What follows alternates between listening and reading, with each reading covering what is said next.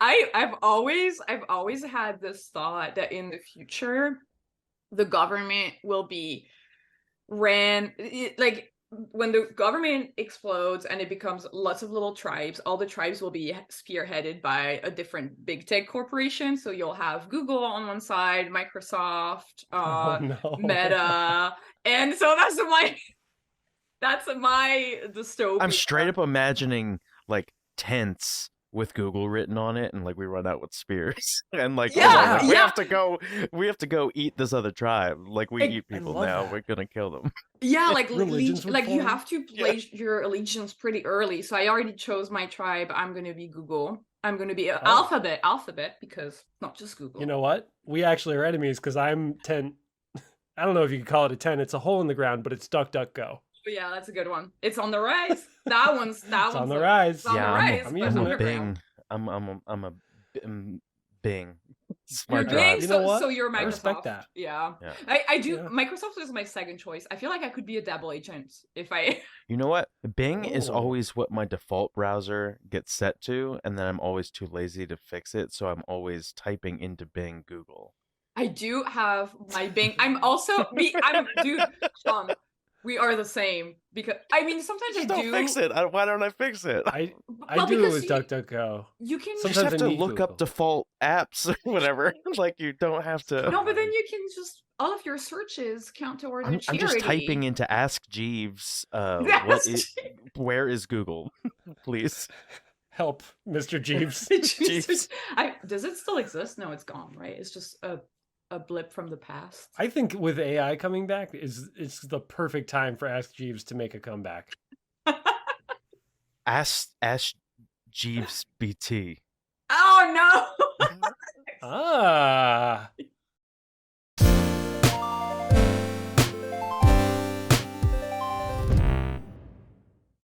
Hey, welcome to Creative Block. We're your host V.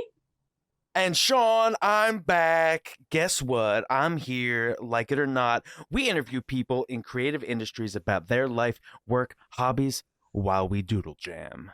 We ask people on Twitter and now also Instagram and YouTube and Patreon. We have all of these different avenues that you can use to ask us questions. We even took a question through email recently. We're doing it all.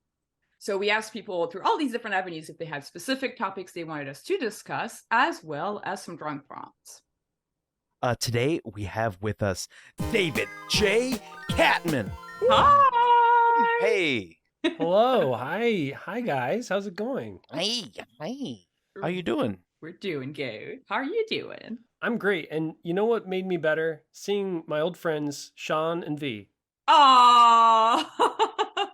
just now. Yeah, we've made memories earlier today, and I feel like we've made enough to be nostalgic about now.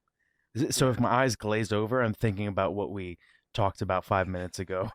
Just thinking All about the stuff how that good was that funny conversation before was. this started. Subscribe to our Patreon if you want to listen to all these little nuggets that are not in the current episode. This is a joke. We do not release Behind the paywall, that's where all the saucy content is, where we say more curses.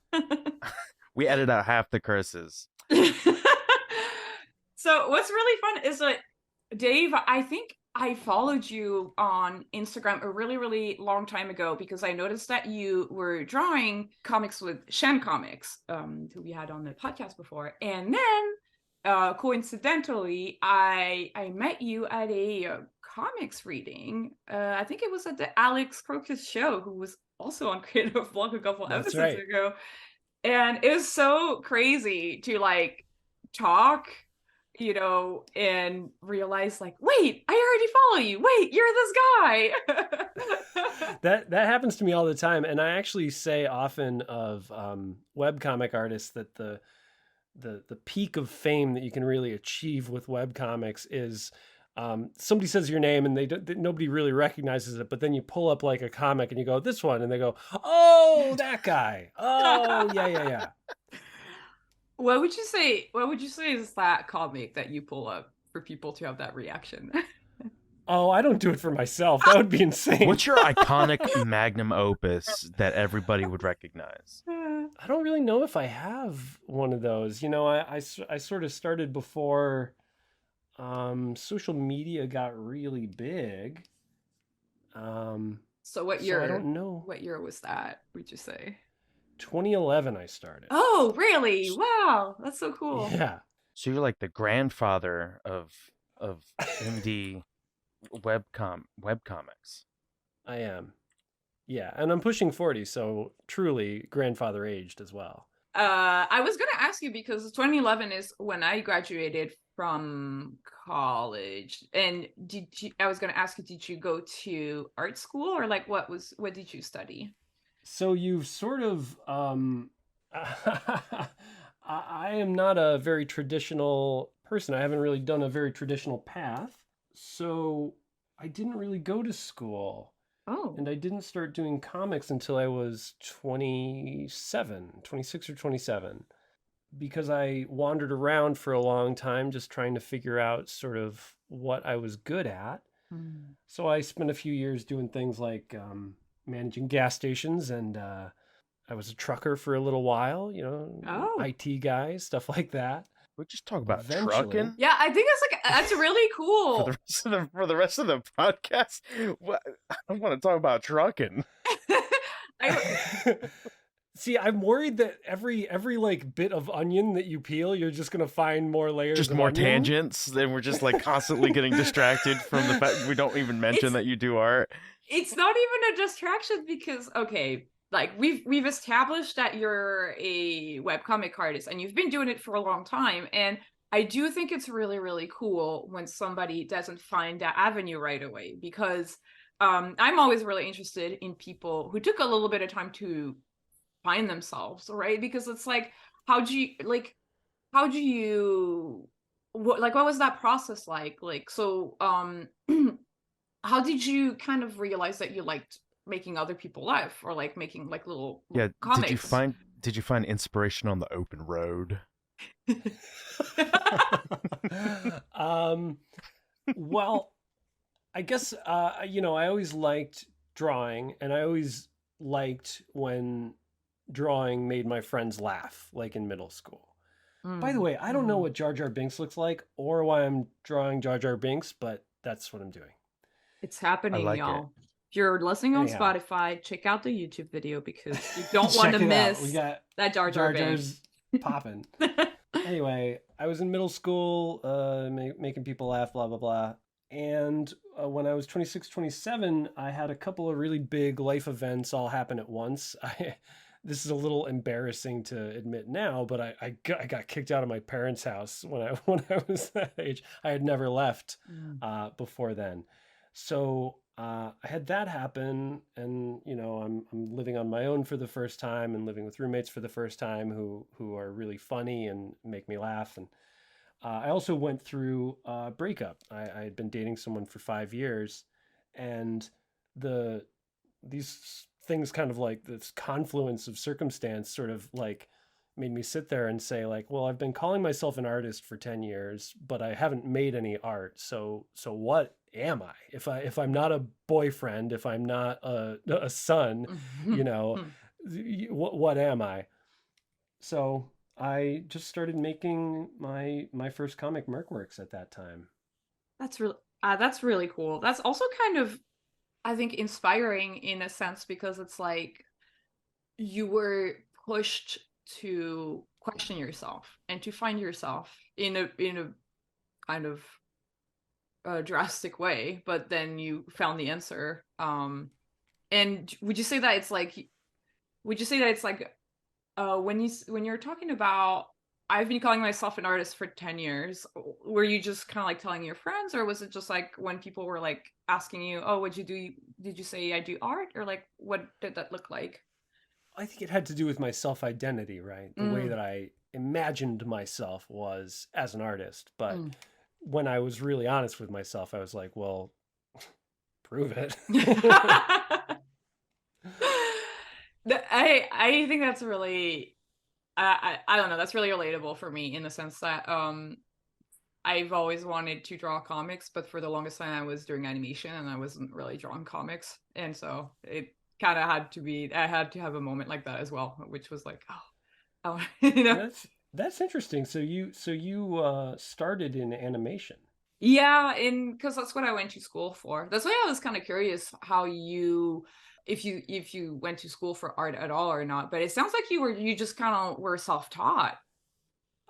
So you know, everybody's got some moments that they can point to where they had guidance or mentors. It's sort of like show them the path. I went to a community college that I had a really like inspiring, wonderful teacher at who taught me a lot of what I know before dropping out. Mm. And then, so this gets me to like, I can fill in some of the gap between 20 and 27 here. I did go to a college on the internet called Westwood Online, which I recently received all of my federal loans back from because it was proven that they were a scam school. Just straight up, just dead ass, like, here's all your money back, kid. Sorry about taking $100,000. Wow. Did you actually like take classes there, or was the scam that none of them would count when you graduated? Like what? I did classes. The scam, it wasn't accredited, and they had really like aggressive sort of like onboarding techniques. And even with this 3-year online game art and design school, I've barely passed. Wow. That's so crazy. You almost failed out of a scam school? That's right. That's so sick. That's pretty dope, right? That's tight. I think that's like rock star status right here. Wow. Right? Wow. Would you say that I'm sort of the rock star of webcomics? I think the more you talk, the more you assert yourself as a rock star. Like, and like Yeah. unknowingly. Oh, wow. Well, I guess maybe I am an unknown rock star then. Dude, what an absolute loose cannon. Yeah, sorry for firing off on you guys. He just keeps trying to get educated and constantly signing up for scam schools and then failing out. Yeah, because I like smoked too many cigarettes. Yeah. The coolest thing you can do. Oh, cigarettes. Smoking too many and dropping out of school. He just got asthma by the end. Oh man. But so wow, that's so crazy. And so you said you started making comics in 2011. How old were you then? So I was like 26, 27 around that age. Oh, so that was right 26. after scam school. Yeah. So it was like within a year of that. So within that year, I started making a game of my own, and I started doing comics of my own. And between the game and the comics, I got a job in game design, despite my fake degree. Or not in game design, but in games in general. So I did programming, ironically, for a little while, having taught myself to program in order to make a game for a portfolio. What did you code in? ActionScript. That was Flash's. Yeah. That was Flash's code. Wow. So you were like coding in Flash. That's crazy. That's gone now, right? Like, I don't. Yeah, that's gone now. But you know, I can still get by in JavaScript if I need to. Wow. Listen, I'm still a Flash man, but I just don't code in it. It's called Adobe Animate now, right? Yeah. Is it good? Good. How would you compare it to Harmony? Let me put it that way. I think it's sponsored by Adobe. I think that I think that it's a good program for a young animator to learn the basics of animation with fairly basic tools to learn. I think Harmony is the more advanced and sort of professional drawing program. Yeah. Okay. I like the laid backness of Animate. That sounds good. That sounds nice. I miss Flash. Yeah, I like that, and but I've always been fine with my lines kind of looking like shit. That's like the deal breaker for a lot of people with anime. Like, I like that it makes my lines fucked up. Like, but most people are like it's messing with my lines. I don't have a perfect whatever, Photoshop curve, or I don't know. I am a bit of a control freak with lines. I use Clip Studio, but all about those vector lines. All about those. But you know what's funny is that Animate is vector, but somehow they still look really bad. You don't have a lot of control over the lines. I It's think is gotten the thing, better right? over the years, but Yeah. it's still kind of wonky, and there's not as limited textures, things like that. But as far as no, I was gonna make an excuse. It's not it's not. I would say it's good to start with animate, and then you sort of like veer off into other Grow out of it. programs probably. But I mean, Sure. I didn't. So like I like using it for my own stuff. I still have fun in it, but Well, I've only done a couple things in Harmony, but it was a nightmare. So, you know, Oh yeah. for whatever that's worth. it's just I think it's a little more complicated. That's all. It's a little bit. Yeah, I more guess of a, that's it. yeah. Yeah, that's definitely what I've heard. It's like it's kind of like you've got a million buttons everywhere, and it's kind of like because it's supposed to be flexible and like allow teams to do Yeah. a lot of different things, but then the problem that comes with that is that like it's like super complicated. Can I ask you guys a personal question? Yeah. What's your bathroom sink situation? My bathroom situation. What's going on? You got clogs in there? Is My it dirty? bathroom sink situation. What's going on in there? For me, it's actually really clean, but that's only because my fiance is very clean. If it was just mine, it probably would not look so great. But what about you? You know what? It's usually like, what's the range of answers that you get from that question? like what? Like, do you have people that are just like, it's all clogged up with Play-Doh? Or like you know, like what, like, you know? I had someone was like, "Oh wow, that is personal," and then was very honest with me and said like, "You know what, the bathroom drain is a little clogged. Oh You know how it gets. You yeah. get some hair I in do there. know some how it gets. Yeah. I don't shave. Oh, that helps. So At I all? think that's probably, you know, it's weird.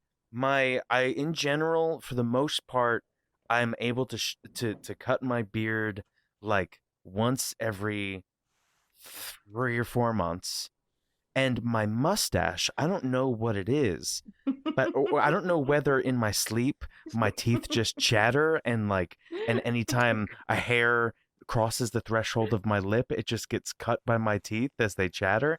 Like, I don't know if I'm shivering in my sleep, but my mustache never grows past this point, no matter Oh, what. that's nice. That's convenient. That's so funny. Our sink is not super clogged. Our tub gets clogged because my hair is like, I mean, when I bleach my hair, like my hair is just dead and falling out, like it's like Barbie hair, like tumbling down that, you know. But Barbie, famous for her well, alopecia. it's just dry sort of maybe troll doll hair. Maybe that's the better, like the troll doll hair, the way it sticks up and is like, yeah. That's, I feel like I probably relate more to a troll doll anyway. But That's so funny. yeah, thank you. I mean, what about you? What is your bathroom sink like? It's okay right now, but you know, things get out of hand sometimes. I let it slide from time to time. Sure. That's so I funny. wouldn't ask if my bathroom were not in tip-top shape. Okay, so it's just like a selfish trap. You're like, it's like, I know if you ask me, it's going to be not an embarrassing reveal, Yeah. but I hope that you tell me that you shit in the sink and it's clogged. You can do now, the same and type of question to me. I did. It's have a totally moment fine. Where like, so we recently moved. We used to live in downtown LA, and we were fostering cats for a long time. And the cats would be in the bathroom because it was a really big bathroom, and my boyfriend's allergic. So yes, I'm a great girlfriend. Anyway, so the cat was in the bathroom, and the cats figured out how to undo the stopper, the, like, you know, the thing that like protects the little hole. And their favorite game was just to drop everything in that little sinkhole. So the sink was unusable because So your sink was actually filled with It not was- Play-Doh, but pretty close. yeah, it was filled with a bunch of shit, and we just gave up on it. Yeah. Oh my god. So we I used call we used the kitchen sink for everything because we were just like, R.I.P. That one's just a Yeah. graveyard now. I call Yep. my underwear my stopper because it protects my little hole too. That's good. Aw, pretty Just good. kidding, Really good. guys. Oh, get raunchy! It's raunchy hour. I apologize to everybody. If Clem, if you want to take that out, you can. No, But you don't it's have your to. big comeback. It's you're getting your creative juices back That was through beautiful. that joke. Yeah. That was beautiful. Sorry I made my Jar Jar Binks so giant on the page, gang. No, you're good, dude. He's intimidating and swole. I love that he's also he's- kind of high. He's really oily. I kind of wanted to. Sorry, that I'm the boring one in the conversation. I'm always going to take it back to the art. But No, I love talking about myself. Yes, you have to. That's the trap. That's the. Oh, you guys podcast don't want to trap. talk about my little stopper? You guys, But you don't want to talk about my hole protector? Okay, go. No, Sean. Sorry, we're done. We're done with your little hole. Thank you. We've had That's- enough. We've had enough of We're your done. little hole. I wanted to talk about your game and working in games, Dave. Sure. Like, what kind of a game was it? And I didn't do it for very long. I mean, so it was a Flash game, so it was crappy. It was called Squirrel Fall.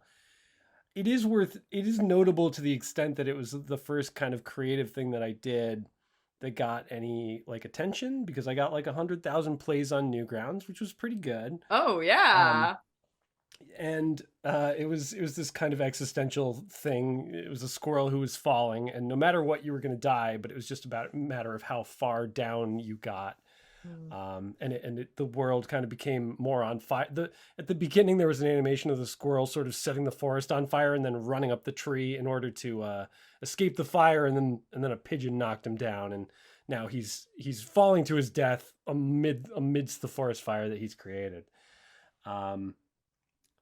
Yeah, a lot of explanation for a game that nobody played for more than like a minute. I think that's so cool that like you created this whole lore. Wait, would that intro animation play every time that you wanted to run through the game? I think you could skip it. I think I had that foresight. It feels like you were so close to the first Flappy Bird, though. Yeah. Like I feel like that. Like, what is the thing that decides whether or not that's the Flappy Bird that blows up and everybody? You know what I mean? Like, isn't that the case with all creative endeavor? Really, like, aren't we all just hoping? Kind of like we all are trying to make Flappy Bird in the metaphor, but.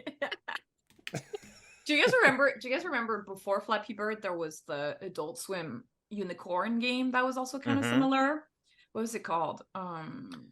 Robot Unicorn something? Yes. Turbo, I don't know. Yeah. Turbo Rainbow Unicorn, something like that. Yeah. Oh my god, everybody was playing it. That's so crazy. And I don't know. It was really big, but I think what kind of hindered that game was that it was a Flash game, so you had to play it on browser. And I think wasn't Flappy Bird like an app on your smartphone? It's an app, yeah. Yeah, that's what it was. Yeah. Everybody has a smartphone. Yeah. So I did a couple of crappy Flash games, and I got hired by this game design studio, Hit Point, that were in. I grew up in Connecticut, so I was still living in my hometown at this time, in my late 20s, and I got hired by this game developer in Massachusetts, pretty nearby, Hit Point, and I was doing Flash games for them for a while, and then I did. A couple of Disney games. I worked on a fairies game, Disney Fairies. Oh wow. And a little bit of work on a canceled Little Mermaid project, and some stuff from Microsoft too. Oh, that's why Did you you have ever allegiance with them. Yeah, that's why I bought one Microsoft stock and why I'm rich today. Did you ever expect that you would work at Disney? I feel like that's always kind of a surprise to... Let it be clear that I did not work at Disney at all. I worked at Hit Point, Who made games for Disney. and they were making a game for Disney and Microsoft. Microsoft was like the publisher, and then Disney was the IP. Yeah, that part is kind of boring about my history, because eventually everybody got laid off because some of those games got canceled. But what is interesting is that I had done my first con outside of Connecticut one weekend at MoCA, New York City. Yeah, that's a good one. That's a big one. It's a too. good one. Yeah. So I did that one in, I think, 2013, and this guy Caldwell Tanner, who was the head illustrator at College Humor at the time saw my first book, which I had self-published, and was like into it. And he was like, "Would you want to do illustration for College Humor?" I was like, "Yeah." So I went back home after a great weekend at Mocha, and I found out that I had been laid off over Oh the no. phone. That Sunday, I got Wow. laid off over the phone from Hit Point, and Dude, Providence. Wow. right? Yes, Yeah. exactly. So I was like, well, I guess I'm doing comics full time now. That's so And I crazy. started doing commission work for College Humor and Dorkly and them, and yeah, it's just been full time ever since. Holy moly, that's so cool. Well, how can you tell us a little bit about your book? What was your book like that got the attention of the College Humor person? That was my first book. All my books are self published, but my first one was called The Joy of Despair, Mercworks Volume 1. You know, I did my best. No, but I think that's so cool though. I do because okay, what like the takeaway from the story for me is that like you have to treat your art with enough respect that you're like, hey, this is good, and I'm going to publish a book and I'm going to sell it. I'm going to go to a convention and sell it, and then people can notice it, right? I think that's really cool because I feel like sometimes it's easy to be just like, oh, I'm just going to do a couple doodles and maybe I'll post them online, but it's not good enough to do anything with them, right? But like I think it's really cool to just take it to the next step because then it can get like another life. You have to. It's the only way, especially in webcomics. Like, it's such a self-starter of an industry that you don't really have a choice. But it also helped a lot. Like, I had a lot of local support, which was really, really cool. I kind of alluded to, I Like the mayor? yeah. The town rallied around you? I alluded to the fact that I ran for mayor. I grew up in a pretty small town, and I stayed there until I was 32. So the people there, like, I knew everybody, and I ran for mayor, and like I was well ingrained in that society. So it's not a joke. You really did run for mayor. You're the mayor. yeah, technically first selectman, but it's basically the job of mayor. Yeah. But it was a joke. It wasn't real. I see you But you completely differently now. Yeah, I you have still so did much it. More respect for you professional? right now. Still a So rock much more star. professional, yeah. We did a whole, so this was also like, I'm 26, 27 years old. I'm trying to figure out who I am creatively. We did a documentary of me running for mayor, which was really, really good. And I deleted it off of YouTube, and now it's just gone forever. I don't have it anymore. But it was really like just me being the worst person to everyone always, and just kind of seeing what that response was. And it was wonderful. Wait, Gave me a lot of insight. that's so interesting. You know what? I feel like I heard something similar happened in Scandinavia. I can't remember which country. I want to say Iceland, but I might be completely wrong. It's really interesting that you tried that in your town, that you're like, I'm just gonna be this goof mayor, and that's so funny. Yeah. Well, I was just like everybody. Well, my platform was literally everybody else is a douchebag, which obviously was true of me also. I should have just said everybody is a douchebag because I was being a douchebag. But it was just funny to watch people's responses. Like, the people who were really offended, you could tell were actually douchebags, and the people who were not offended at all were clearly not douchebags. Sort of a self-selecting. That's like a top hat. I don't know what's a mayor costume. I do like the sash that you drew. I think that is definitely. Yeah, I I always think about it like a sash, a little mayor sash on you. But I feel like it's like the Pringles or a Monopoly logo. For me, that's a mayor. Just that's a pretty good mayor. I just noticed the crying Dave drawing a truck. It's really good. I like how this is you shiny the after tears you got kicked out and dumped, and you drive a truck. Yeah. Oh, I got fired from that job, baby. You got fired from truck driving? Too much crying. Too much crime. There's no stopping this, Dave. We are just finding out about. Do you want to unpeel another layer of lore without getting too off track? Yeah. We love if lore. it's all right with you guys. Yes, of course. I'm into it. So I became manager of this gas station at 19 because I was a genius. I was the biggest genius that this shitty gas station in Connecticut had ever seen. And there was a homeless man, which, okay, so when you're growing up in a small town, homeless is not like it is in Los Angeles. Mm-hmm. Homeless is a little funnier. It's a little less desperate. It's like he's the town drunkard who you always see, like, and it's just one guy, and he's like, "Arr!" And you're like, oh, old Satchmo Everybody knows. Jangles. Yeah. So I want to be clear that I'm not disparaging the homeless in any way when I say that there was this guy who lived out of his car who was aptly named Paul the Bum. And Paul the Bum, very honest heart or something, I don't know. Anyway, he came into the gas station all the time. I eventually hired him. And when I got fired from the gas station, don't worry, I got fired from that job too. Nice.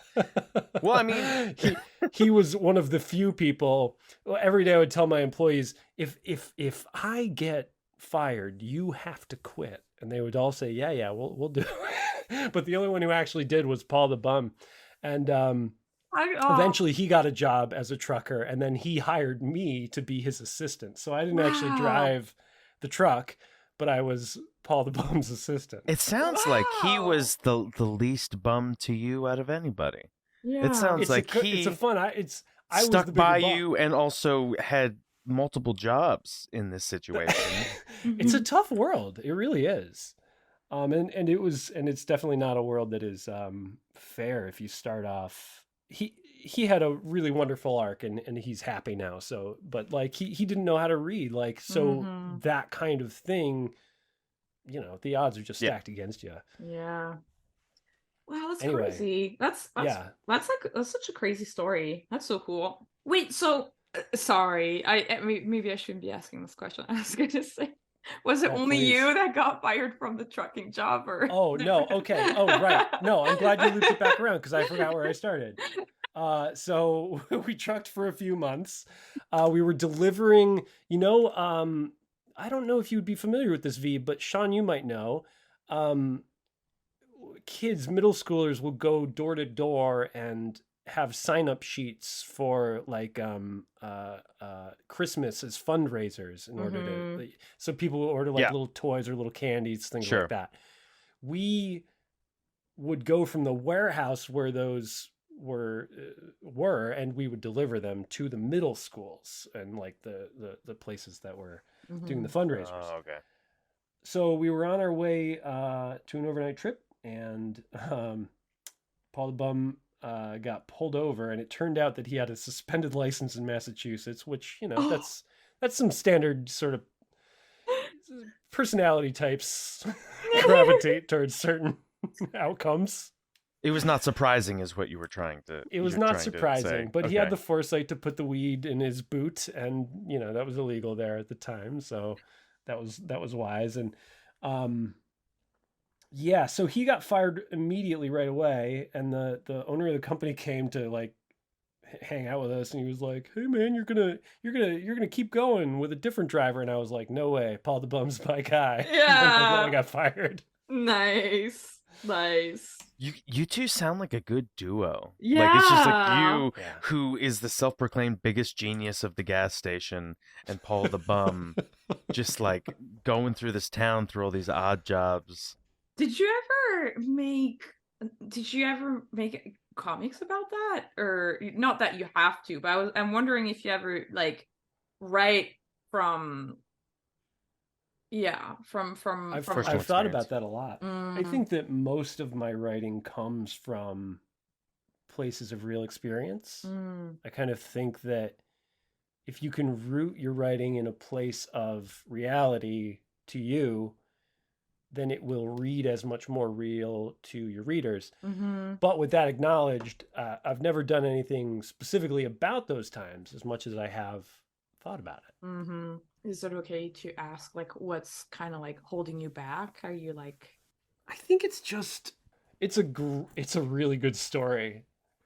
Maybe I'm just waiting for Paul the Bum to die. I don't know. Make sure it's good and good and legal. It also doesn't have to be like 1-to-1, because I think about that all the time. Like, for example, I think about things in my life, like for example, I don't know, with my family or whatever. And I'm like, I could make a comic about that. But then I'm like, do I really want to do Otobayo? And then I'm like, I could find an angle to Yeah, you try fictionalize to it mask enough. it with a fictional character, change the Yeah. name, stuff like Yeah. that. Yeah. I think that's, yeah, like that's sort of what it is. Like, Yeah, it all depends also like how comfortable you feel as an artist, kind of like sharing not just your story, but yeah, other people's stories, I guess. I think that's kind of what's interesting with Otobayo is like kind of like where the boundary is between the creator and the creation, I guess. yeah.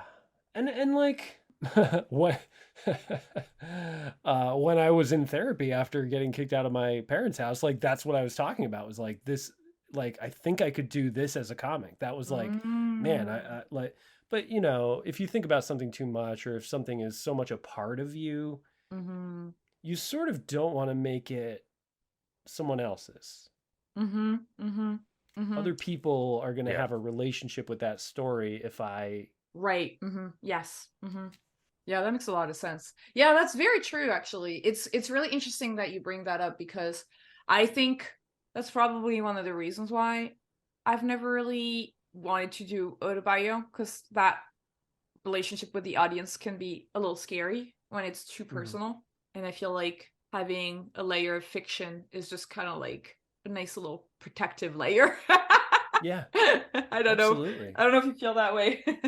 I mean, I felt that way during Mercworks. So Mercworks was semi-autobiographical. Most of it was based in real experiences, and then I would kind of bring it to make it funny. You know, most autobio stuff is not exactly gut punching, but I tried to always get as close as I could. So when you do base things like that off of your life, how important is it to you to trying to figure out how to ask this. When there's a lot of artists that they spend all their time drawing and not as much time living.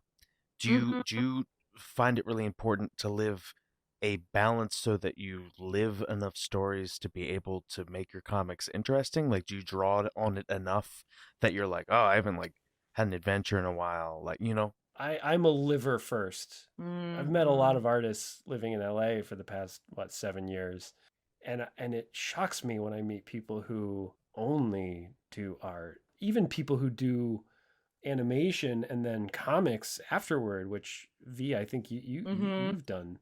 I cannot fathom it. I don't. I love art, and I love expressing myself through art, and I love telling stories through art. And when it's 5 o'clock, I love going home and playing video games and like being with my family and like wandering around and being the bad boy of webcomics. I love The more you but this say is- it, the more it'll be true. Yeah. No, but I love that you do have that perspective though, because that's a perspective we don't have a lot on this show, and I think it's really, really good to have it, because I do feel like when you're a storyteller, it's really good to have like real stories to draw from. I feel like I don't know, sometimes, I mean, I kind of get wrapped up into this predicament a lot, because I do think sometimes like, oh, I draw all the time, I don't live life. And then I'm like, I guess, I don't know. I feel like there's like I feel like I'm in that kind of artist where I'm like, oh, I really like spending time in my fictional world where nothing is real. So I spend a lot of time in like imaginary land, I guess, is kind of how I love Imaginary Land. Yeah, totally. But like Imaginary Land, like I'm super structured. So it's like, okay, I'm writing Live With Yourself on Monday. I'm doing 2 episodes. I'll do more if I can, but that is what I'm doing. That is my day to live in Imaginary Land in that capacity. And then, you know, other things on other days. That's really cool. I like that you're talking about having a structured week. Can you tell us a little bit like what a typical week looks like for you? Yeah. So Monday is maybe I should have maybe I should say what I do, which is I make this comic called Live With Yourself on Webtoon, which is great, and my full-time job. So, you know, anyone listening, please go read it. It's really good and really funny. My day is Monday. I will develop an arc, Usually an arc is 2 to 4, maybe 5 episodes. Mhm. And then I will script at least 2 15 to 20 panel episodes, which is my deadline for each week. And then I have a week's worth of sketches already done and a week's worth of writing already done, so that I never ever have to, so that if I reach creative block in some way, see, I got the title in there. It's pretty good, huh? Yeah, and then we're going to ask you about your creative block, but go on. Did I do a segue? Oh my God. You did it all by yourself. Well, allow me. It's a part of the process from time to time. Normally, in my own experience, creative block comes out of resisting something in my own mind. Maybe I'm trying really hard to make something that's viral or funny, and I'm in a depressive mood. Okay, well, that's a recipe for failure. Like, that's not going to work. So I have that built into my schedule. If I have to sacrifice a Monday, maybe I only got an arc done and none of the scripts. Well, that's no problem because I can make that time up. And maybe I'm just not in a writing mood on a particular Monday, which is pretty rare because I'm very structured. But if I'm not in a writing mood, well, I've already got something written, so I can start sketching next week's comics, and then I can go back to writing on another day. So I sort of accept that I will run into it one way or another. And when it happens, I accept that and say, okay, well, I've afforded myself the grace to not let this end the world for me, which is a big problem with a lot of webcomics. Yep. Do you relate? No, that's really smart. This is so cool to hear. It's the first time I've heard anyone say that. And I think I relate to that on the level of storyboards, because there's some shows that have a built-in skip week in schedules, but I think it's very, very rare.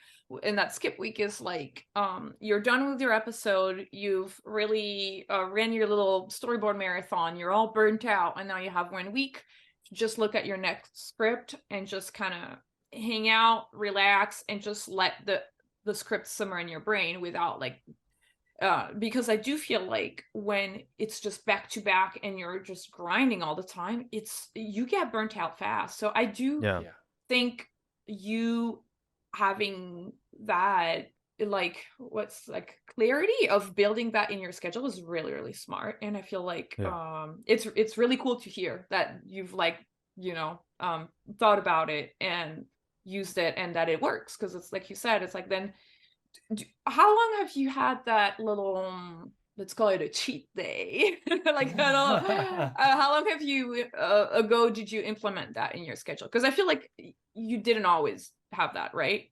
Correct. That's the kind of foresight that I only get after having failed hundreds and hundreds of times, and paid the consequences hundreds and hundreds of times. I used to struggle with writer's block a lot on Mercworks, on my first comic, especially because, I would occasionally go viral on places like Reddit, and then, you sort of invent this pressure. Oh, well, I've got to do that again. Well, what did I do right? What about that made that one Flappy Bird as opposed to Unicorn, whatever the other reference was? And figuring out what that is a process in and of itself, and then figuring out that the thing that is making your work bad is your own anxiety is it takes clarity. Like you said, it does take some clarity to realize. I think this is so cool that you talk about that, also because like I have very limited experience with webcomics because I've only started doing Rodney very recently, so like 2 years ago. And there was a moment, one time it happened on Twitter, one time it happened on Instagram, when the comic gets reblogged or retweeted in a way, and then it gets really big, and you're like, fuck, and you get like really anxious because you're like, amazing. It feels great, but it's also like, fortunately, I was at a point in my life when I had gone to therapy enough that I knew that this amount of dopamine is scary. You know what I mean?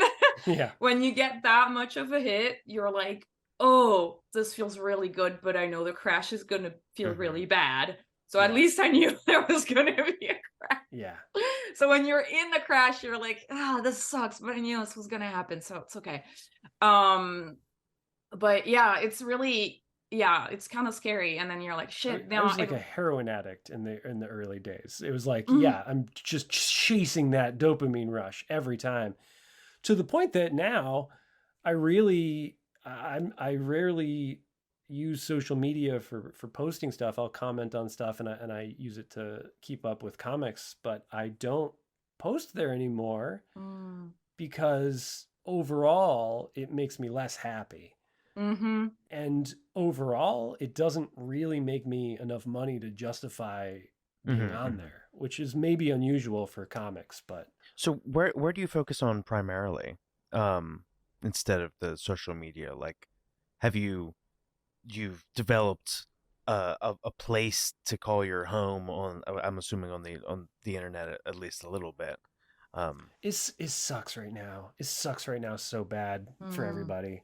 I would Mm. love to go back to the day of websites. Mm-hmm. Like, I'm just I'm happy to have that's my little space. Like, okay, here's my little corner. This is where all my comics are. These are the links as best I can do. And I get paid from Webtoon.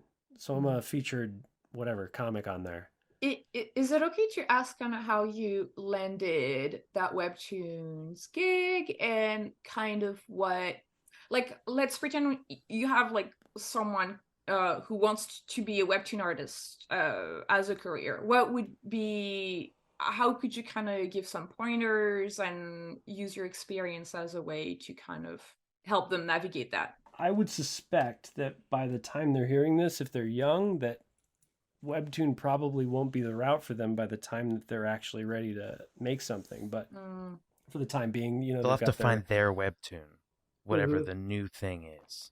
That's exactly right. Oh, interesting. Okay, interesting. Mm-hmm. So in the first few years, I was doing websites. It was all websites and Reddit and stuff like that. So I was doing an ad model, and that was working pretty well. And then the transition to Facebook and everything, and then the transition to Instagram, and then it was like, man, this can't be worth it. Mm-hmm.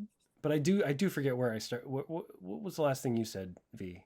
How did the Webtoon Oh, thing work out for you? How did you land that gig? Kind Yeah, of. you were very just saying lucky. it sucks so bad. It sucks so bad right now for Yeah. everybody. It does. Um, yeah. So because of the state of the industry and because of the state of the internet, content creators in general are not having a good time right now, I don't think. With my getting into Webtoon, it started when Webtoon first came to the US. It was around 2015 or so, maybe 2014. And they didn't know, this is my own interpretation, they didn't know what was going to work for US audiences, and they didn't maybe even know for sure what their business model was going to be when they came here. And so they went for the most viral comics they could find. I think they just found web comics that had a certain threshold of likes on Facebook, because it was me and just a whole bunch of people from my peers at the time. Dan Martin, who did Death Bulge, Megan McKay, who did Doodle for Food. She does something else now. Reza Faramond was part of that. Shen, of course. Just a whole bunch of really, really wonderful, talented comedy artists started getting paid by Webtoon to make comics, and I was getting paid to do Mercworks. I was doing one comic a week, and they also didn't know what to pay people. I think because they were paying me $500 for this like 4-panel comic once a week. That It is was the so reason I was able to nice. afford to move to LA. Okay, Well, yeah. That's really good. Yeah. you know what? That's when I first got out here, the Giphy was hiring artists to make GIFs for a living, and I remember being so surprised that there are people that just make GIFs for a living, and Yeah. and at the time they were paying $500 per GIF, and potentially I could just make 2 poses that loop, and I Yeah. was like, oh, and like that was like the shmoney job. I was like, please give me gifts. But please the please time you hire find me. out about that job, it's already gone. Right? Yeah, It's always a gold rush. It's always like yeah. you hear, by the time you've heard about it, Yeah. it's already over. I So don't know. so I'm seeing some parallels in between sort of you've sort of found this way of having other people pay you to do your comics, Yeah. like sort of on their site, right? A little Yeah. bit. Yeah. I've had a little bit of a similar path, but with web cartoons. So I've done this, whether it was with Adult Swim or Cartoona or now Studio Digital. There's this weird lane that I've found where I'm making shorts all the time that are my shorts and I write them, but I pitch them to a company, and like a web short company, and then they fund my shorts that end up going on their site. And it feels a little bit similar, but it's not something that I hear a lot of people talk about as far as like a lane that you can even go into. Like Yeah. half the time it's either like you work at a studio or you're completely independent and you just post it on your own thing. I think it's because it's less of a lane and more of a back door. Okay, I got you. know? Yeah. I think it is totally possible to just get lucky, but it's also important to note that my luck is the product of like infinite privilege. When I got kicked out of my parents' house and was living with my friends, I was living in the garage of a condo, but I was paying $150 a month for rent.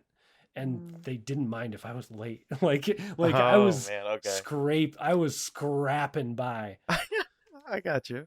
So it takes like knowing someone who can give you $150 rent in some cases to do this job, to give you that runway to take off. That's why I'm such a big advocate for find a romantic partner who just has a regular job and just depend on them. Surprise! This just is the lean on Gold them. Digger show, everybody. Yeah, my wife Lean on actually is in accounting. She got the job because I wasn't going to change. My partner is a grant writer at a nonprofit and development director, and she's just always going to have it's just always going to be steady for her. And then I'm like, oh my god, I don't have a job next week. Like literally right now, that's what I'm doing. Right now, That's scary. Like I was sending emails earlier today, just like, oh, I just realized like my project's ending. I mean, that's just how freelance is. But I don't know. That's just kind of an insane mindset to have. How animation has been recently. Not to scare anybody who's like listening right now, but like I've been on all the shows I've been on recently have been canceled, so it's kind of like, oh, you have like a little meeting that pops up on a Monday morning and you're like, V, do you think it's you that is getting the shows canceled? The common denominator in between all the shows. Surprise, everybody. Is V. I'm the animation reaper. I'm the curse. I come and I take. The Black Widow of animation. I would love to have that much power, but I don't. Dude, that's so sick. I'm not that's that important. kind of like the rock star of animation, but yeah. Or the rock star of comics, and you're the Black Widow of animation. That'd be kind of sick. Anybody who's gonna the executive who's been listening to this podcast the entire time is the never gonna hire. Who's very impressed by my scrappy prowess to get to where I am today. Yeah. They always are. Yeah, we were talking about earlier before we were recording about this like an executive cryptid who's like they're always watching and they're going to be watching at the moment that you slip up and say something or break NDA or disparage the company you're working for, and then you get fired. But like they're always watching. They're always like they're around the corner, and they can run smear campaigns. Right when you drop your pants at the party, like they're there and they say, "Well, I never." They're friends with the president as well, the executive. So yeah, for sure. And that party was like an orgy, so it was totally cool to drop your pants. It's crazy that the executive called you out. I was at one time I was at an animation Christmas party, and there was a someone who I would consider the rock star of animation did drop his pants. No. Okay. I'm not going to say his name, but I have, I think, met the rock star of animation. Can I just say I'm a little disappointed that you weren't talking about an orgy at the animation party? No, dude. It was unprompted. It was like next to some a shrimp bowl. Like it was like it was, you know, Oh. it was just like Was that part of it? well, he Was it a yeah, bit? yeah. He was like, look, it's a shrimp. Look, Oh. it's a shrimp. Get the Oh, crawdad broil ready. No, I think that no, it was it was out of place. But I will say, you know, there has to be a sort of a rock star of any field. So Yeah. step up and be the rock star of your field. Just don't be a Inspirational rock quote star by Lord too Speed. soon. Just wait until you're a little established before you. Yeah, become 38 years old and wizened. Get wizened before you get rock star. Normally, it takes other people to call you the rock star, and it's usually not you that declares your rock star status, but it's like a nickname. You know what I mean? You don't give yourself the nickname, I but kind of feel like you guys called me the rock star first, though, right? Yeah, so you feel- earned it. You've earned it. I earned it from you guys. Yeah. Just I'm from- calling myself it now. now I really can't remember who started calling you it for. I feel like you're gaslighting us. No, I I feel think like you It said doesn't it. sound like me. Sean, you started it, and then Listen, I When Dave came into the Gaslighting call, me? listen, when Dave came into the call today, he was like, sorry, I'm 5 minutes late. I was just doing rockstar stuff. And then like I did a guitar solo. Like, and That's right. I mean, I always do a guitar solo when I enter a Zoom meeting, so I'm the gaslighter of animation. Yeah. Oh my god, it's so crazy. Wow. just to kind of so Webtoon paid for Mercworks for a good long while, you know, and then they canceled basically all of those Oh shit. gag comics except for Shen. Reza might still do something with them. I don't think he does. I don't think he does, because he didn't talk about it when he came onto the pod. What they learned, in my opinion, was what all of us had spent 10 years learning, which was that gag comics don't make money. You can't make money on gag comics. That's You crazy. can. But like You okay, can. but okay, tell us a little bit about that perspective, because Reza went on his episode, because I wanted to talk money a little bit, because I want anybody who listens to this podcast who has a dream of making a webcomic one day to kind of start thinking and imagining the business side of it. And Reza's solution was prints. He was like, I read a bunch of interviews from a ton of artists, and so that's his business model, is like selling prints. But what is your assessment? I mean, totally works for him because he's got a huge audience that he's Mhm. accumulated over many, many years with a one singular project, which is kind of, those are all important factors to that. Your solution is becoming the mayor. My solution is become mayor and outlaw all other comics except for yours. My first decree is please buy my prints. Please buy my prints. All other prints are outlawed. You're not supposed to make do mayors make decrees? You're not That would supposed be to funny, like. because then you would go to everybody's house, you know, like you're in, and everybody, their walls are covered with your prints, and it's like a little insane town of like. But back to reality, because you can't do that. Everybody listening, you can't make people buy your comics. It probably won't work that way. No, I mean, I made money all over the place, and I did okay with gag comics for a long time, but you know, for my business model or for my personality type, maybe, because I'm not necessarily a great businessman and I'm not a good marketer, is I've always gotten paid to do the comics. Like that's the thing where I can like focus my energy. So I shouldn't say you can't make money with gag comics because that is not true, but you do have to be within like the top 10 or 20 Yeah. gag comics in the world, which is Mm-hmm. a very high bar. I don't know if you've seen web comics, but they're really good.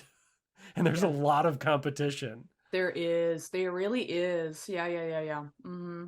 I'm sounding like a Debbie Downer though, like it's not possible. No, I think no, I do think it's like you do want to have a little bit of both point of views. The one point of view is like, go get it, you can do it. And the other one is it's also really hard. Like you don't want, because the thing is like you don't want to tell people that anything is possible and then they try for like 50 years and then they're like, but I guess you could still be, this is my favorite, this is my own running gag. Nobody laughs at this, only me. But you could still be Bukowski and work at the post office and write novels into the void until you turn 53 and all of a sudden you're famous. Even if you don't become famous, if you're doing it, because you love writing novels for the void, do that. Like, I guess that would be my creative journey, is like doing just what makes me happy. And that's not always the same thing. Like, I got tired of Mercworks. I didn't want to keep doing that comic for another 20 years. Like, I was pretty happy when that got canceled. Oh, and now I'll segue back into, then College Humor did a thing called Dropout. You might have heard of that. That failed a bit spectacularly pretty quickly. But I got paid to do comics for a year that way. And that's when, after that, Shen asked me to start illustrating Live With Yourself, which was episode 40 of that series. And then by episode 140, he was like, I'm done with this. Do you want to keep doing it? And I'm like, yeah, all right. I'm not doing anything else. So I kind of, again, backdoored my way back in with Webtoon. That's so cool. It's so interesting. Yeah. Yeah. Is it okay to ask if the money is similar to The money is worse. Is worse. Okay. The thing is, I was getting paid too much. I was getting paid way too much for Mercworks at the time. Like, that was a mistake that I think they came to regret. Yeah. And I don't get paid badly now. They do okay. They do okay. They do pretty okay. Yeah, it's like a so convincing. No, I'm really interested in that because for me, like my little kid dream was I wanted to be a mangaka, which makes a lot of sense as a French person who doesn't speak Japanese. But I guess now like the closest thing to being a mangaka would be having a serialized comic on Webtoons, because it's kind of this, it's ran in a very similar way. It's like you got to update at least once a week. You get paid weekly-ish, I guess, and it's very competitive. It's like the same kind of like competitiveness as the pre-publication of manga. So I'm like, oh, I really wonder how they make it work. And I guess they do this thing. I subscribe to a little, I forgot how it's called, but basically you can be subscribed to a webtoon where they premiere their new originals. So Yes. every week you have a couple updates with like, this is our new webtoons, and then like that, I think it's kind of like a way for them to test the new webtoons originals in the same way that the Shonen Jump tests their new series with the voters voting the series in or out. So it's pretty cutthroat when you think about it, because it really, and so I would imagine there's a lot of pressure for the artists debuting their comic. See, that's where I'm like, yeah, I would never do that. I just wouldn't do it. If I have to compete, like, that's just not what I'm here to do. Like, I just want to, I want to vibe. I just want to vibe, smoke a bunch of drugs and make drawings, man. Rockstar. Yeah. No, that's what you said it, not me. You guys keep saying it. This is great. That's so crazy. No, this is really interesting. And so, do you have an editor? What does it look like working on Live With Yourself? I do have an editor. She's very hands off. It's pretty great. I have full creative control. I can just kind of do what I want. Every now and then, she will say, hey, you can't use the lyrics from Bohemian Rhapsody throughout this entire comic because the lawyers say we can't. And I say, oh, all right, well, I guess I'll figure something out. And, oh, you can't show this hideous AI art because it's too sexy. So, all right. So it's mostly just like SNPs in animation. Yeah, S&P issues. And I was going to ask you, but that's kind of like a little bit left field from this conversation. But you said that because we talked about you animating a little bit, and you have a YouTube channel, and did you move to LA to work in animation, like when you were trying to get noticed as an animator?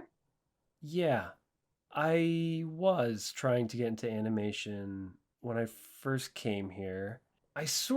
What I didn't expect was what it sounds like your experience is, which is so many people who went through a system, a factory to wind up where they are. I thought it would be a little scrappier here.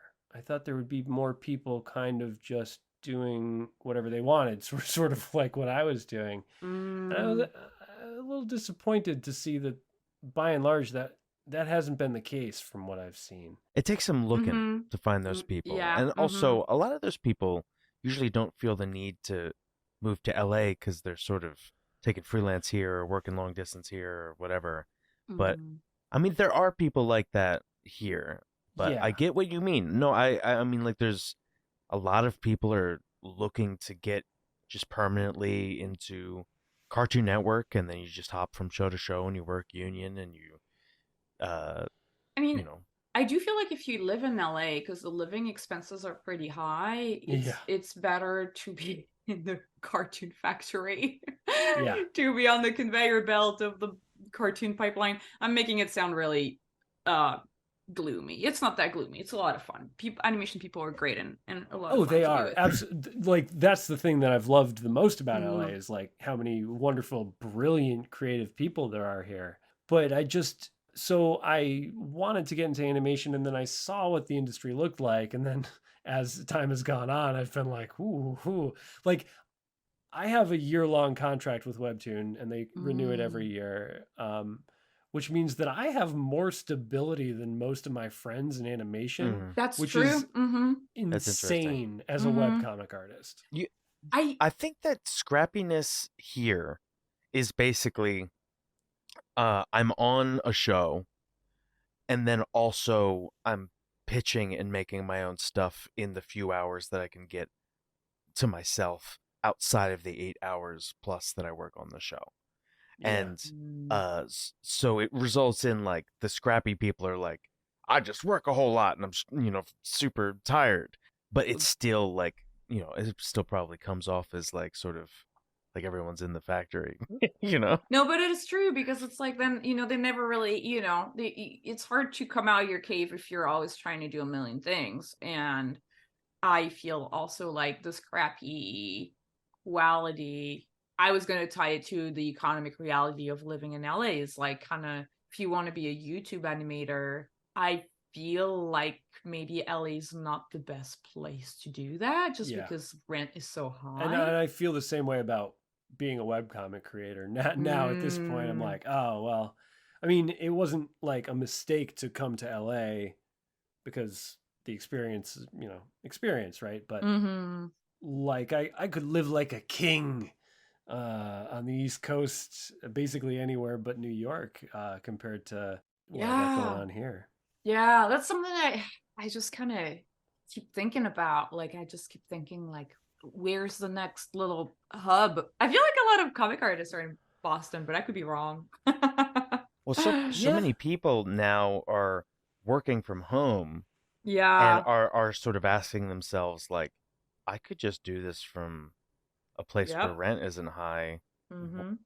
If I leave, they're trying to weigh, like, if I leave, are people going to think of me less for jobs? Is there a possibility that I'll like fade away, like, and not be relevant if I leave? Like what happens if I leave? What's the detriment? So that's kind of that's an easy one for me. Like, not really any, because I just do whatever this happens to keep falling into my lap. Yeah. Yeah, which is like, yeah, it's like the ultimate freedom in some way, you know.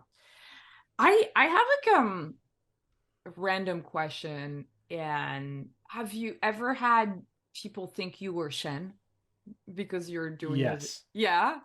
How do Yes. you? How does In that? fact, I had a meeting with some executives at Webtoon. I had a meeting with some executives at Webtoon pretty recently, and we were all at this meeting, and there's a couple assistants and stuff, and everyone's kind of going around introducing themselves, and Chen's maybe 5-10 minutes late, and one of the interns, it's his turn, and he starts talking about what an honor it is to meet me, and how amazing and what a great big fan he is. And I said, do you think I'm Shen? And he said, and everyone went so quiet, and he got very red, and it moved on pretty delightfully from there. I mean, Oh my God. that's very funny to me. Because there are people who've given me that same praise, who've meant that same thing.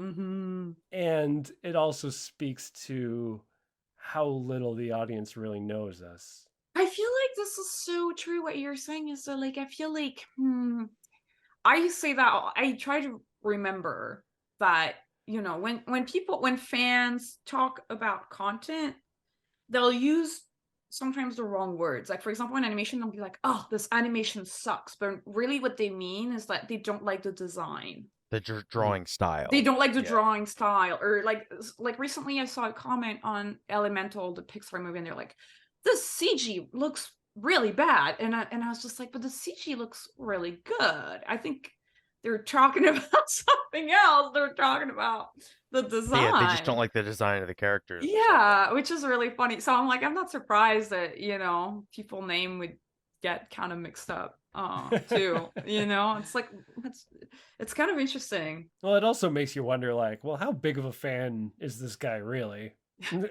Is it really that much of an honor if he doesn't know what his name is? I want people Googling my selfies all the time if they want to call me a fan. And you better know exactly what I look like, even. That's right. Anyone who doesn't know what I I look like is, I ask them when they sign up for my Patreon, and if they say they don't know, I cancel their Patreon subscription.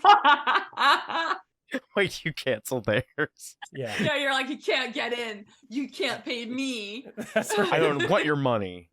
I don't even want it if you don't know what I look like. I'm the king. I'm the bad boy king of webcomics. Hope I didn't clip.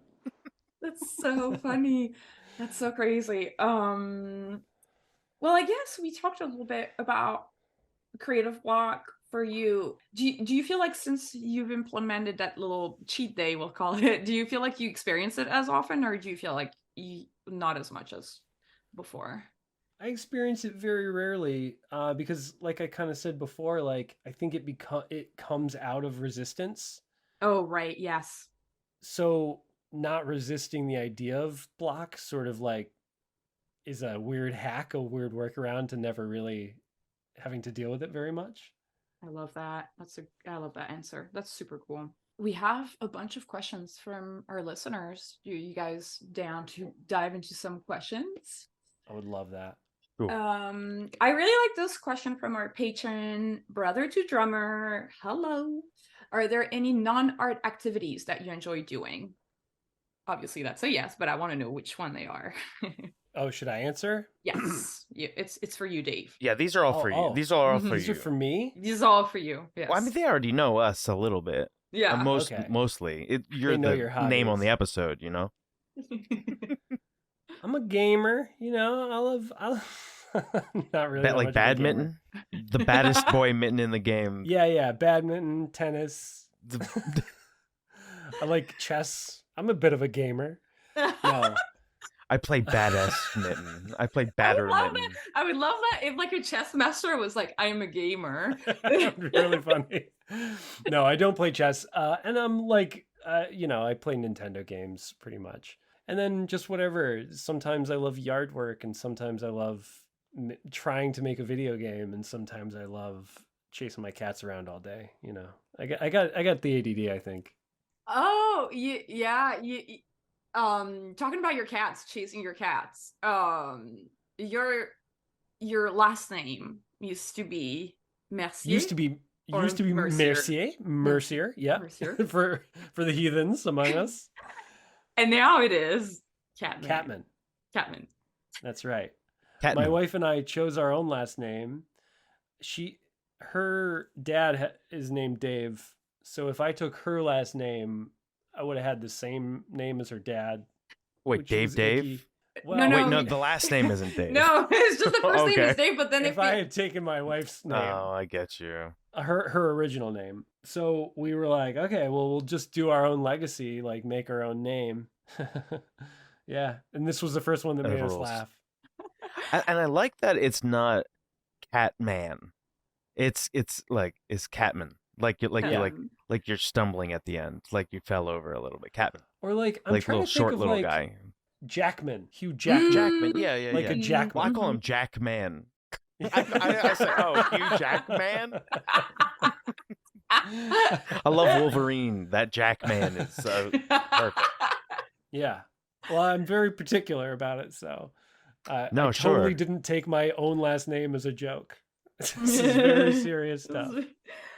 And so, because your first comic was Mercworks, which was like inspired from your last name, how was the transition from your last name to your new name? Sucks.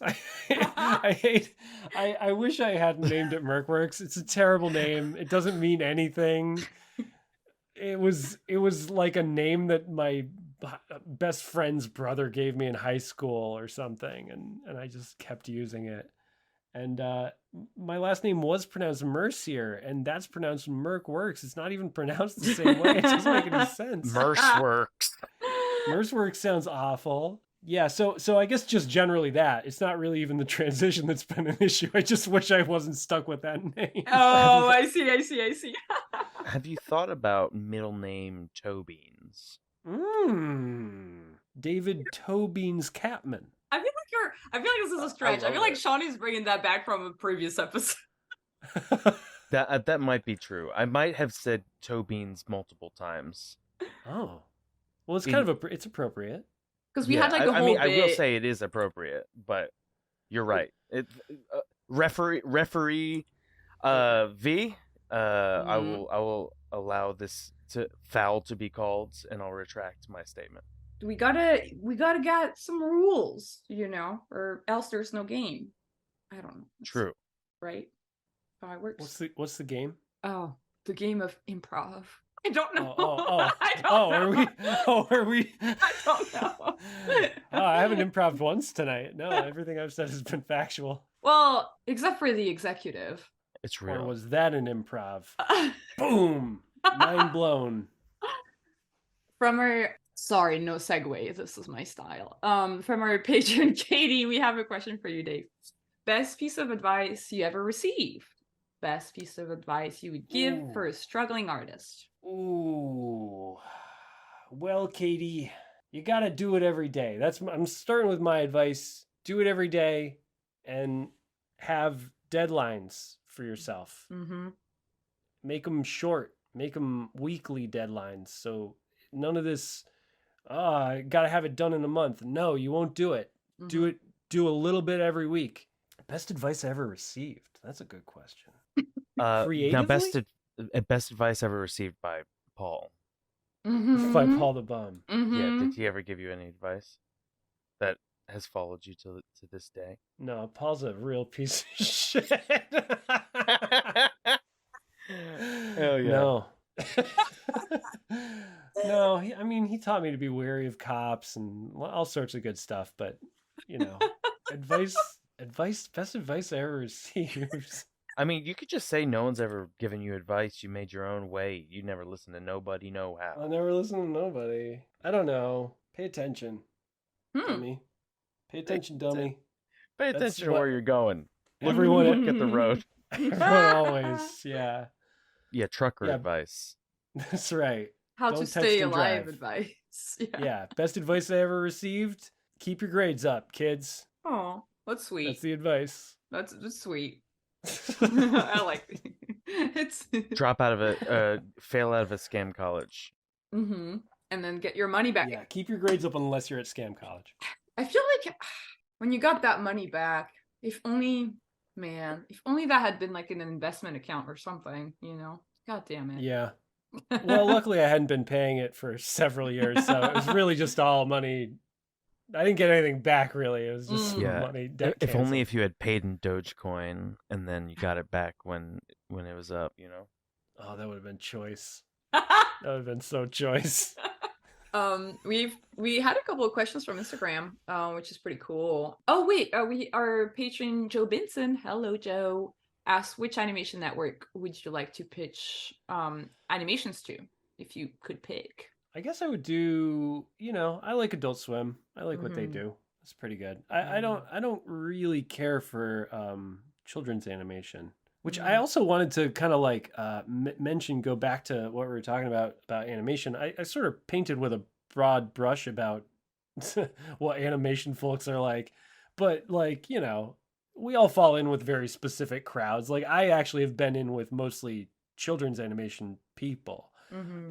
So that's a totally different, I went to a thing recently that was like an adult animation thing and I didn't know anybody. And I was like, how do I not know anybody in this room of like 300 people in animation? But it's just, it's a totally different world. So it really is. It's funny. There's not really a bridge between the two worlds. It was kind of, when I went onto Captain Fall, which release date to be announced soon, that was the first ever adult show I worked on, and I got to meet a ton of people who worked in adult animation, and now I feel like, oh, I know that circle a little bit. But before that show, I feel like it's just like kids are on one side and adult on the other for some reason. It's just very different circles. And Sean, you're kind of similar in the sense that you've worked both in kids and adult, but then the circles don't really mingle. Yeah, it's weird.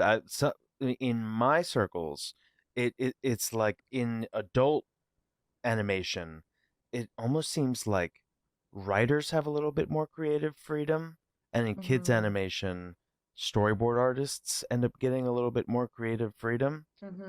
At least on the things that I've worked on, like a lot of adult stuff, the storyboard artists are very tied to what the scripts say. But kids animation, like I'm pitching jokes all day, which makes, in a weird way, children's animation a little bit more fun for me sometimes to storyboard unless I'm the one writing the cartoons. I wonder if it's a tag thing versus a WGA thing, because a lot of adult shows are WGA and you can't really, because I've heard that as well, like at studios, I'm not going to say the studio name, but adult animation studios, like there is a little bit of a like, oh, the writers are doing their thing and the board artists are going to be over there, and try to not interfere too much. And I wonder if it's like a guild thing where it's like we can't share the work, or I don't know. It's just it's speculation. Everybody listening, don't take this and run with it. It's just me speculating. It's not the truth. We don't know how the world works here. We don't really know. We can only very complicated out there. Yes. We're the leading authority on this stuff, and you guys. No, and I'm worried sometimes. What V says is fact. I'm worried that, like, sometimes I'll be like, oh, this is what I think, and then people like, well, this person in animation said that, so, and I'm like, pull the brakes. Oh, I should have disclaimed this whole episode. Nobody should ever listen to me. The super vans are gonna be like, okay, so I got the semi truck. What do I do next? How do I need to? How do I get a show fired or whatever on Webtoons? How do I go from the truck to the Webtoon? I forgot that part. God, this is so complicated. It's really murky kind of story there. The truck confusing. To Webtoons conversion. I need like a math equation or something. How do I get there? Yeah. There were a few years in there. I don't run it through the animation factory machine. And so the questions we had from Instagram, we have one from Illustrator. It's spelled kind of funny. Which part of the cartooning pipeline do you like best? Comics versus viz dev versus animating?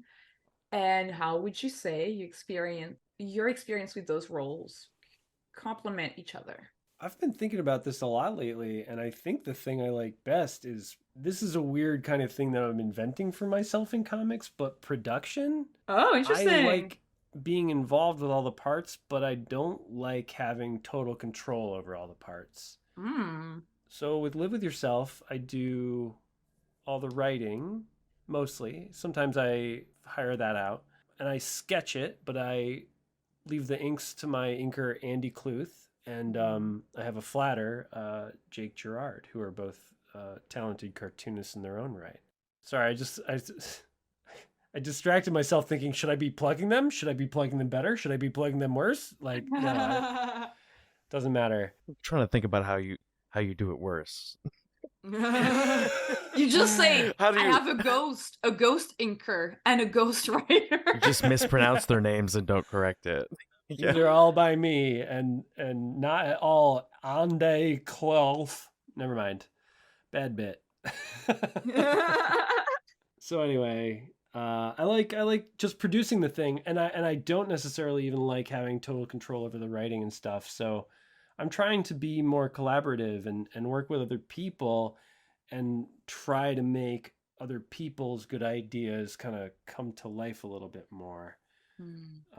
That's sort of where I see myself heading. That's really cool. That's really, really cool. I haven't really heard that before with comics production, but it would make sense because that's kind of what they do on the Jump, on the Shonen Jump. They have the editor who's kind of like a producer, where they help with the idea a little bit, and they're like, "Hey, are you done with your work yet, Junitsu?" Yeah. Yeah, like I have a very efficient machine with Live With Yourself. We do 30 to 40 panels of comics a week, and I get it done in 2.5 days tops. It's 2.5 days. I'm done with that, and I can work on other stuff. That's so cool, dude. That is so cool. I feel like when did you start hiring people to help you on your comic? I was doing it was 2020. I was doing Live With Yourself. I had just started writing Live With Yourself at the very beginning of 2020. Mm. And then I wanted to start doing cons during 2020, of course. So I kickstarted a book. And then I was also doing a gag comic on Instagram at the time. Yeah, it was born out of that. I just didn't have time. And the inking process, I'm like, well, I already drew it. Like, I don't need to draw it again, do I? So I was happy to hire that out. That's really cool. I think, I don't know. I think that's something that I'm like too shy to do yet, but I really admire webcomic artists who have the confidence to hire somebody. You know what I mean? I feel like my problem is I'm too controlling, and I'm like, oh, I can just do it better. But I feel like it's always better to hire someone that can help you out, because then you can just do more stuff. That was part of it too, is like the practice of like letting go. Like, how much creative control can I let go and let this machine like run itself? It's like a kind of a fun thing that I'm trying, with it, where it's like I don't need to. I have always been kind of a dictator about my work, and like, well, to what end? There's so many people better at things than me. So like, me focusing on what I'm good at, like, okay, well, efficient processes, making sure everything's being done on time, filling in the gaps, especially with narrative stuff and story stuff. I think a lot of artists struggle with that, I, especially if they're a I little more feel like art. what you're describing is directing, but for comics. Yeah. Or I was gonna say Like, show running. It's similar yeah, to show running. that's sort of what Mm-hmm. like a director or potentially a showrunner would do in animation. Just Yeah. sort of like you're still contributing creatively, Yeah. and you're doing sketches and you're helping out with writing and direction and whatever, but also delegating. And that's interesting. It's on such a smaller scale that it's a lot more like malleable though, where I can Sure. say like, well, yeah, I can be the director and I can also be the writer, and it's still only taking me 2.5 days a week. No, but that's Uh, really, I think, no, it's like super inspiring because when I always bring it back to manga because manga is the only other industry that I can compare it to that it has similarities. So there's this little YouTube series by that was hosted by Urasawa, Naoki Urasawa, the guy who drew 20th Century Boys and Monster and Pluto, and he interviews a lot of other mangakas. And there's this female mangaka. She's so fucking badass. She runs three mangas at the same time, which and she has huge teams. So basically that's what she does, something that's similar what I to want. you. Yeah, where That's what it's I want like to do. one Mhm. day, first 2 days, she works a ton, obviously. Like she because it's Japan, but she manages to do, and a lot of other mangakas are like, wow, we don't know how she does it, but she's just able to like just write like crazy. She's almost like a novelist, and then like kind of delegates like, you draw this, you draw this. She has like so many assistants. It's really, really cool to watch. It's all on YouTube if anybody's interested in watching Manben by I forgot her name though, because I'm not familiar with her work. It's just really cool to see her work. I love that. It is hard to scale up. Like it's hard to Mm-hmm. say Mhm. goodbye to that money, especially if you're trying to pay everyone fairly. And I try to be Mm-hmm. transparent too with here's how much they're paying me, here's how much I'm paying you. But it's also so Yeah, that's satisfying and it's awesome. so cool. That's Yeah, really I cool. feel like what was like making that leap because I understand the idea of like, oh, I'm gonna do it all because I want to keep all the money, but then you're like bogged down in all this process stuff and you can't get as much done, and then you can't think about your next project because you're so focused on this. um was there like a moment where you just realized like, dude, I like I'm sick of doing every single thing. Like I'm gonna take the hit at the beginning and I'll do a little risky thing and hire someone, and maybe it won't pay off at first, but it'll feel good down the line. Yeah. I mean, like I said, it was 2020, and I had Yeah. been doing comics for 10 years almost at that point. So it was like, I know the process well. I think part of like being a good cartoonist, comic artist especially, is like you really have to be intimately familiar with all of the parts of the process, and you have to be pretty good at all of them. Like you can't be just okay at much. Yeah. Like you really have to be Mm-hmm. pretty good. Mm-hmm. But by the time you get very good, then you can say like, well, I know all these parts of the process this well. I actually don't really like inking that much. So I'm happy to let that part go. And I still Right. like to visit it if I'm doing illustrative work, my own independent stuff. But yeah. I think that's really true when you talked about the 10-year mark. I feel like for me, I really felt that in animation where like I had been storyboarding for 10 years. So I could say like that's kind of like the equivalent in some sense of, doing the comic. I mean, even though when you storyboard, you don't really come up with the whole story, but you just do so much of the brunt of the work.